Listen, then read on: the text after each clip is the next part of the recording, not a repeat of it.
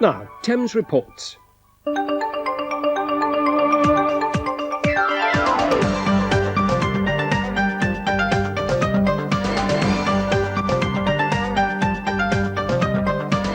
Tonight on Thames Reports, the detectives of Operation Orchid and the child murderers they're determined to catch. And we follow the fortunes of the Tory lady who said she could eat better than the poor on £15 a week.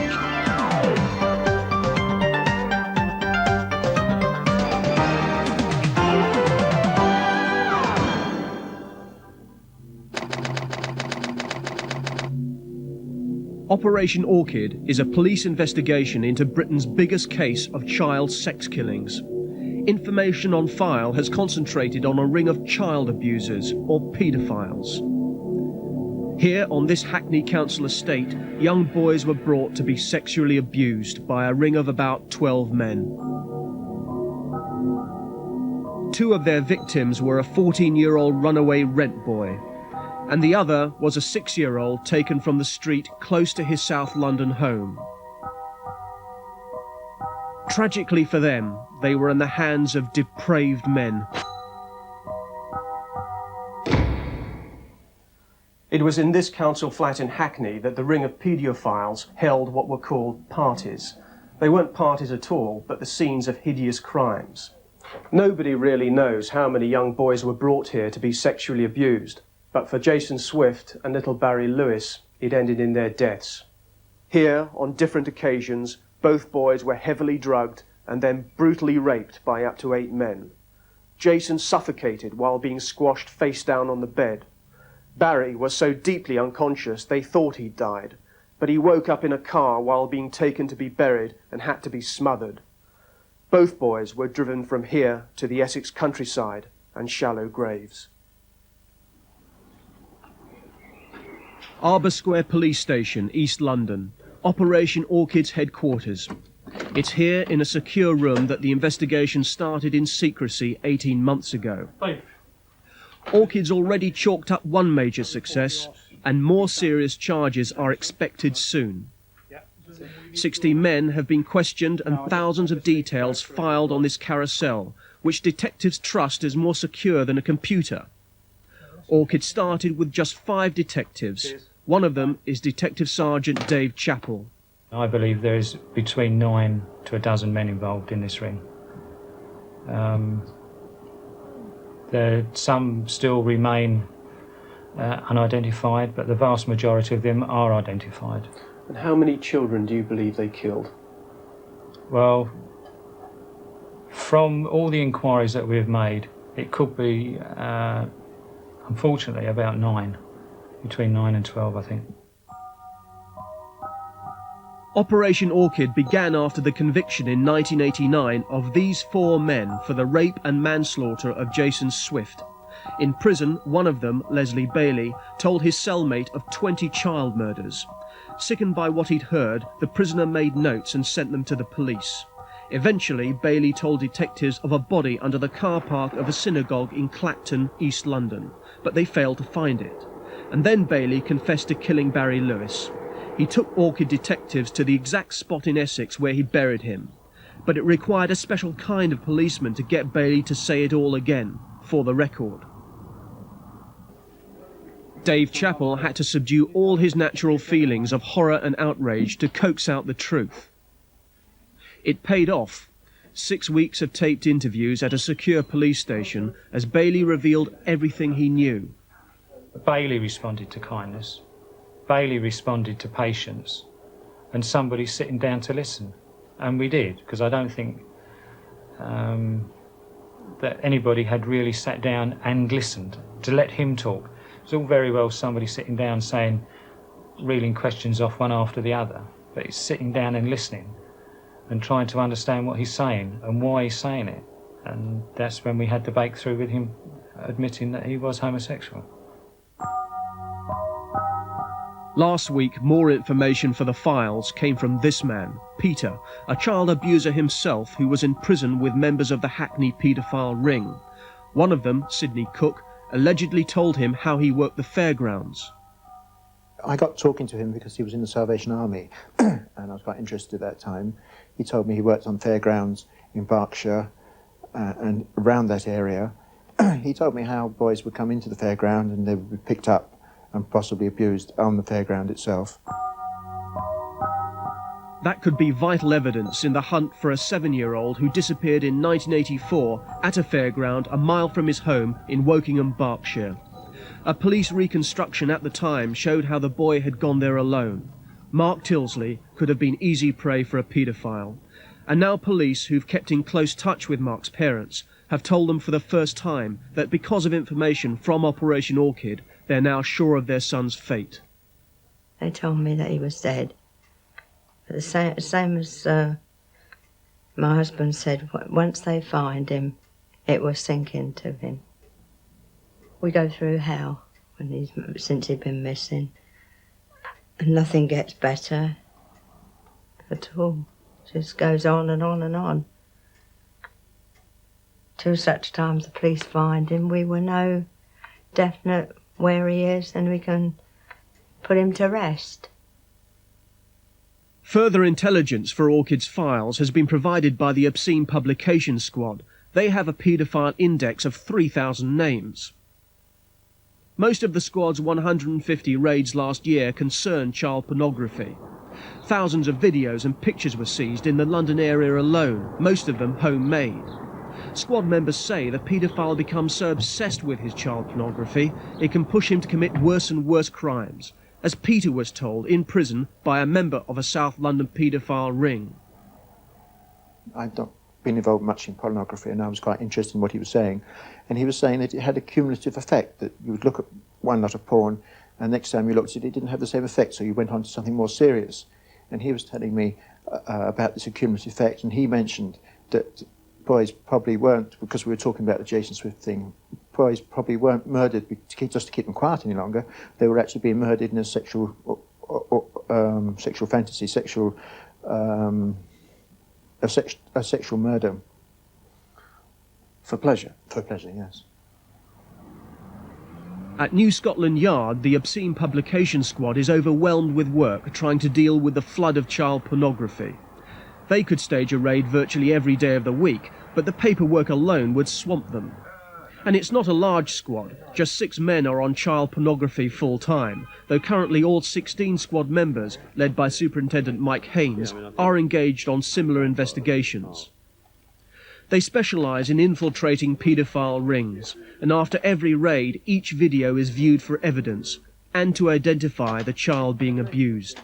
All child pornography, and I don't actually like to use that word particularly because what it is child abuse on film.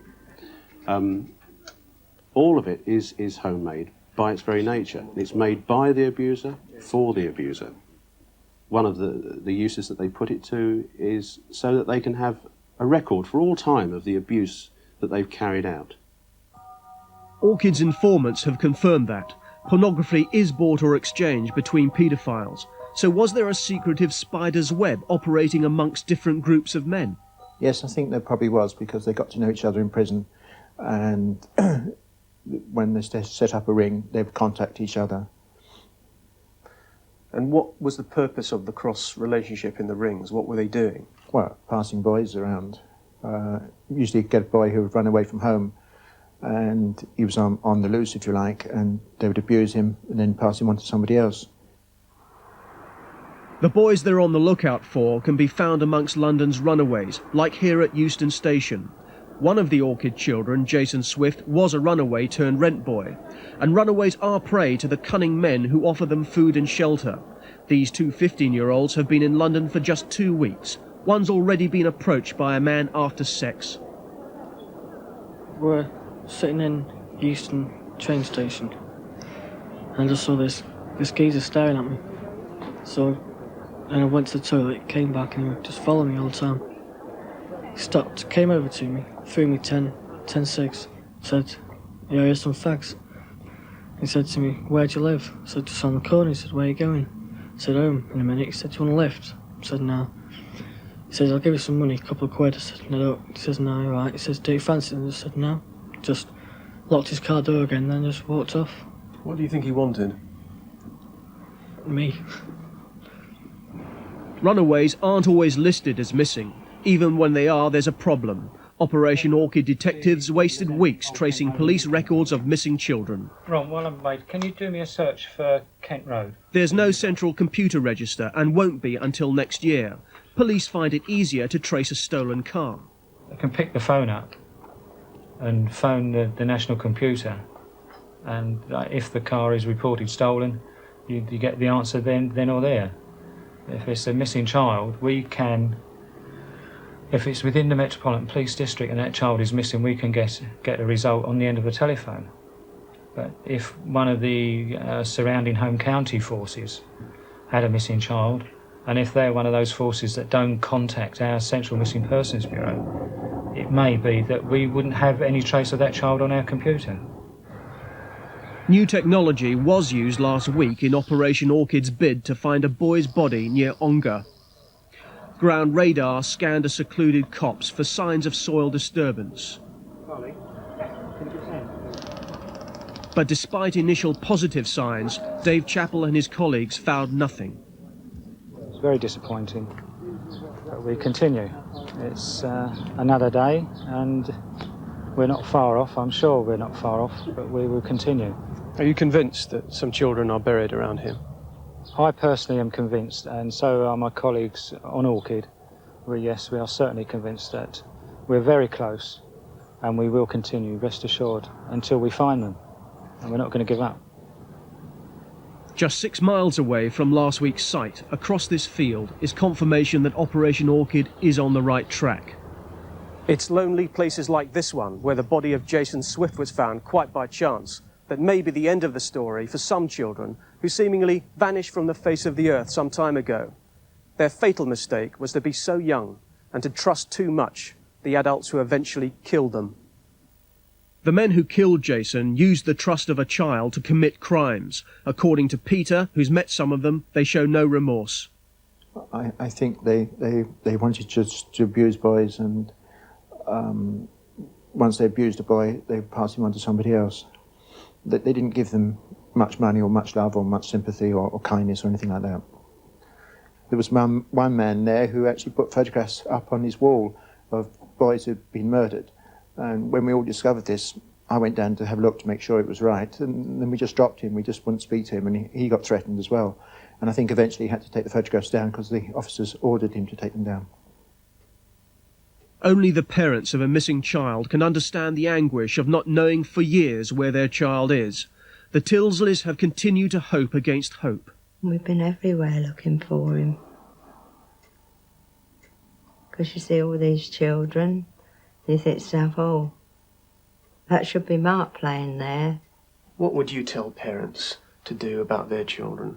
Well, all I can say is people have just got to take more care of their children, not to let them go out and not know where they are. So they've got to remember to know where they are.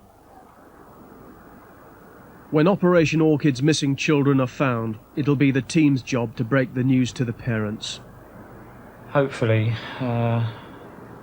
we will be able to put some families' minds at rest, because there are a lot of worried and anxious parents out there that have lost their children, have been missing for a long time. And that's our aim, is to put parents' minds at rest. To say, yes, we have found a child, but it's not yours. Or yes, I'm sorry, but we are the bearer of bad tidings. We've identified a body as being your son or daughter. Sadly, some of the victims may never be identified. The police only have a few first names and may never be able to match them to bodies they may find. Despite all the difficulties, the police promise the file won't be closed until the disappearances of all the Orchid children are solved and the men responsible brought to trial.